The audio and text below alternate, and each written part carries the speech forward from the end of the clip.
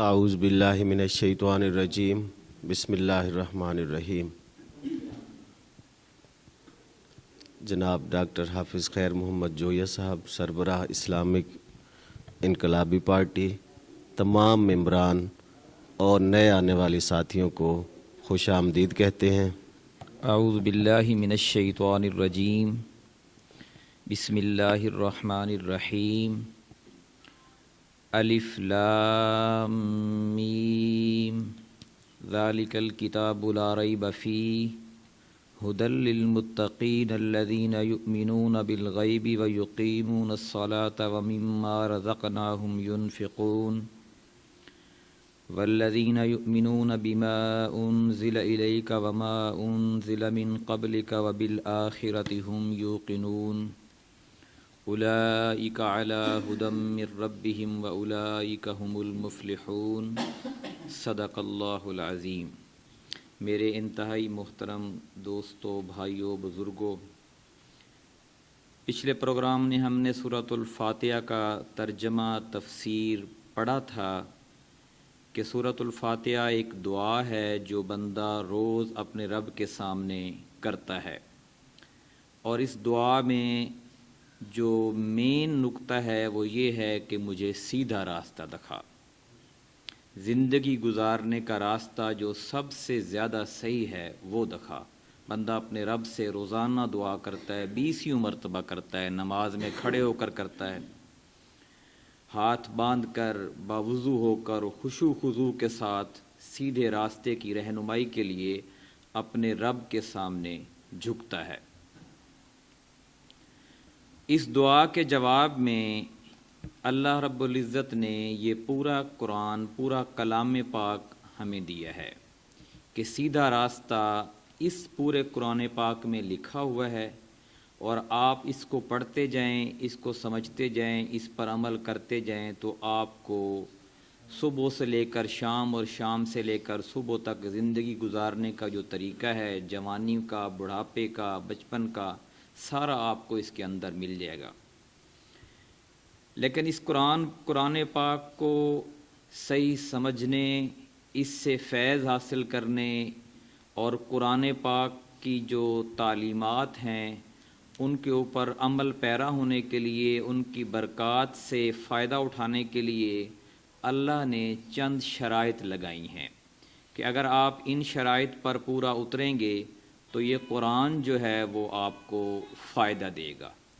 اگر آپ ان شرائط پر پورا نہیں اتریں گے تو پھر آپ کو اس قرآن کے پڑھنے سے کوئی فائدہ نہیں ہوگا۔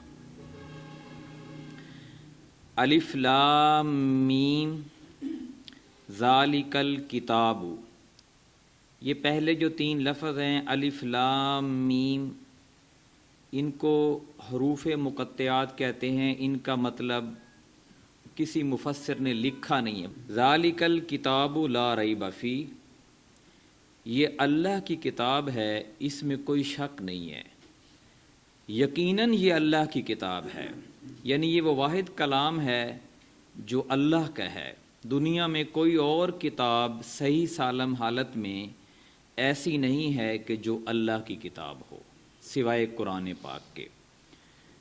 ھدی للمتقین، ہدایت ہے، صحیح راستہ ہے ان لوگوں کے لیے جو ڈرنے والے ہیں، جو تقوی اختیار کرتے ہیں، یعنی جو لوگ گناہوں سے بچنا چاہتے ہیں اور نیکی کے راستے پر اپنے آپ کو چلانا چاہتے ہیں، یہ قرآن، یہ کلام انہی کو ہدایت دے گا۔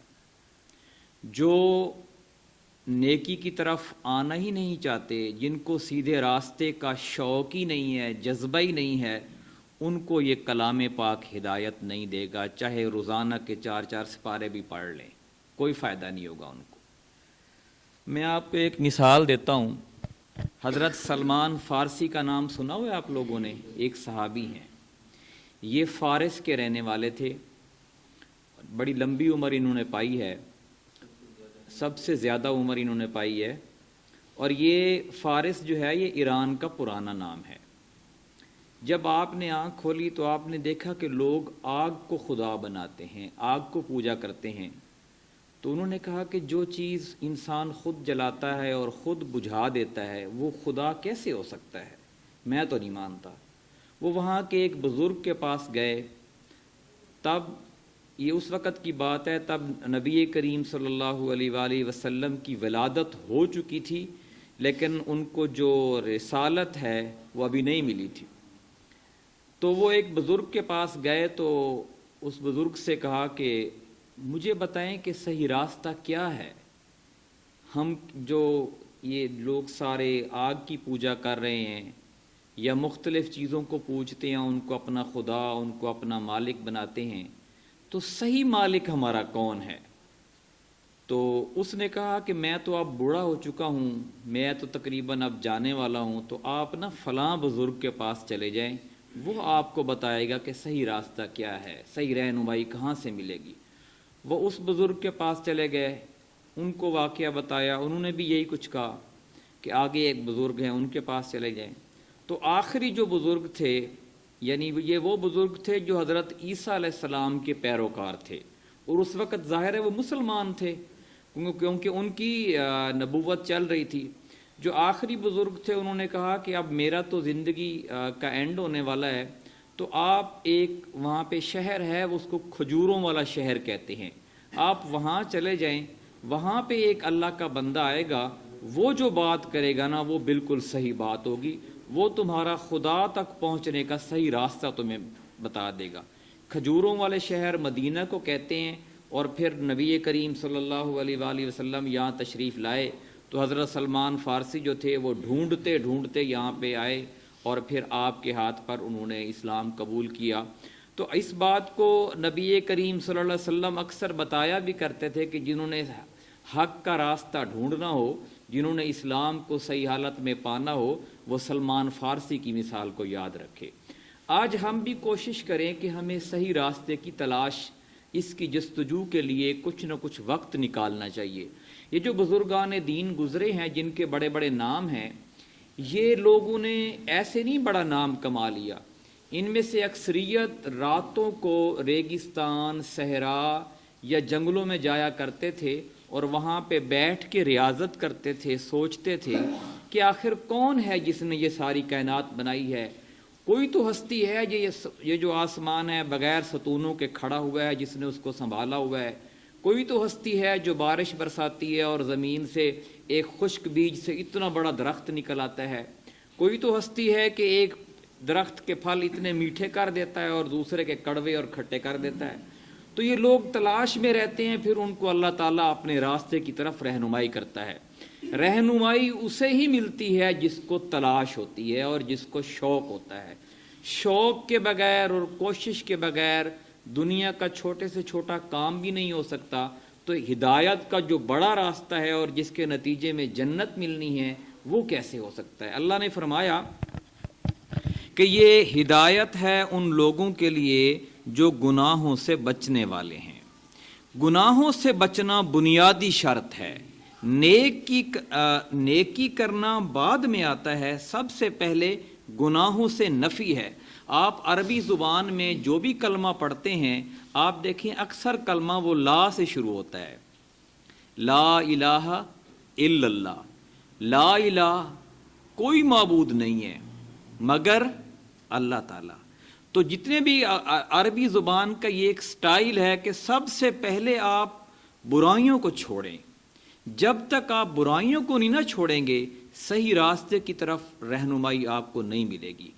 ہم زندگی کے جس لمحے میں بھی بیٹھے ہوتے ہیں، لیٹے ہوتے ہیں، چل رہے ہوتے ہیں، جن چیزوں سے ہمارا واسطہ ہوتا ہے، کوشش کریں کہ گناہ والا کام کوئی نہیں کرنا۔ موبائل دیکھ رہے ہیں، کوئی غلط سین آ گیا ہے، اس کو کبھی نہ دیکھیں۔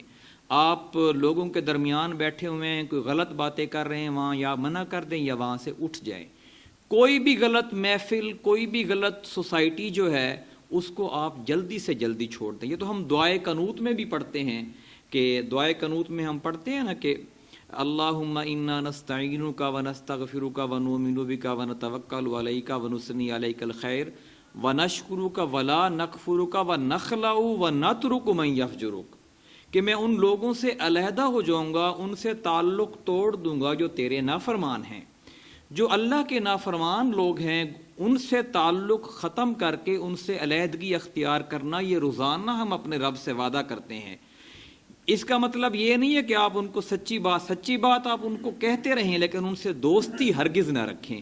دوستی آپ ہمیشہ انہی لوگوں سے رکھیں جو نیک اور پرہیزگار لوگ ہیں۔ یہی ایک صورت ہے کہ آپ گناہوں سے بچ سکتے ہیں۔ فرمایا کہ یہ جو کتاب ہے یہ ان لوگوں کے لیے ہدایت ہے، صحیح راستہ دکھاتی ہے جو لوگ برے کاموں سے بچتے ہیں۔